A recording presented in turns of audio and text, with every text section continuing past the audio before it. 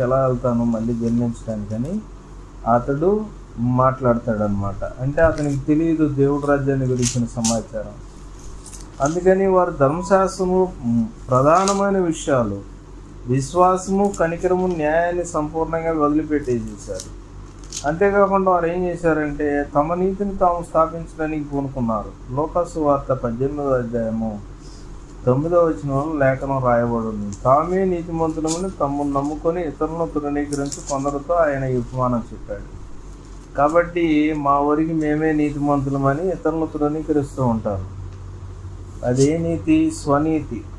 వాళ్ళే అనుకుంటున్నారు కదా మేము నీతిమంతులమని. దేవుడి రాజ్యము నీతి దీనికి సంబంధించింది కాదు. ఇద్దరు మనుషులు దేవుని మందిరానికి వెళ్ళారు దేవుణ్ణి ఆరాధించడానికి.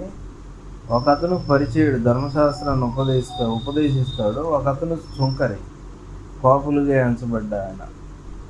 వీళ్ళిద్దరు కూడా ప్రార్థన చేయడం ప్రారంభిస్తాడు. పరిచయుడు ఏం చేస్తున్నాడంటే తన నీతిని స్థాపించుకోవడానికి దేవుని ఎదుట ప్రయత్నం చేస్తున్నాడు. నేను దొంగలాగా లేను, నేను అన్యాయస్తులాగా లేను, నేను వ్యభిచారిలాగా లేను, ఇదిగో ఈ సుంకర్లాగా లేను అని దేవుడికి తెలియజేస్తూ మత సంబంధమైన కార్యక్రమాలు జరిగిస్తున్నానని చెప్తున్నాడు అన్నమాట. అయితే సుంకర్ ఏం చేస్తున్నాడంటే దేవుడు వైపు కన్నులెత్తడానికి కూడా ధైర్యం సరిపోక తన స్థితిని తాను గుర్తు చేసుకొని నీ ఎదుట నేను పాపిని అని దేవుడితోటి పలికాడన్నమాట. పలికినప్పుడు ఎవరు నీతిమంతులుగా తీర్చబడ్డారంటే ఇతడే నీతిమంతుడిగా తీర్చబడ్డాడు. పై క్యాండిడేట్ నీతిమంతుడిగా తీర్చబడలా. అతడు ఏ రూపంలో కూడా నీతికి సంబంధించిన పనులు నేను చేస్తున్నాను అనుకుంటున్నాడు.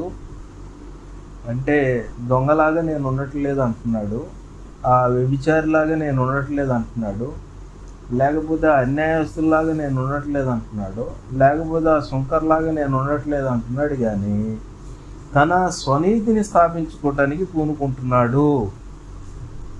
దేవుడి ఎదుట ఎవరు నీతిమంతులుగా కనిపిస్తారు? దేవుని దృష్టికి నేను నీతిమంతుని, నేను యథార్థవంతుని చూపించుకోవటానికి ప్రయత్నం చేసే ప్రతి ఒక్కరు కూడా దేవుడి దగ్గర నీతిమంతులుగా తీర్చబడిన వారు కాదు. దేవుడి దృష్టికి అంగీకారయోగ్యంగా ఉండరు. కొర్నేలి అపోస్తుల కార్యాలు 10వ అధ్యాయంలో సమాచారం ఈ విధంగా రాయబడింది. 10వ అధ్యాయాన్ని తీసినట్లయితే ఇతడు చాలా గొప్ప వ్యక్తి. అన్ని భక్తికి సంబంధించిన కార్యక్రమాలే జరిగిస్తున్నాడు. ఏ రూపంలో కూడా ఏలెత్తి చూపించడానికి అవకాశం లేదు.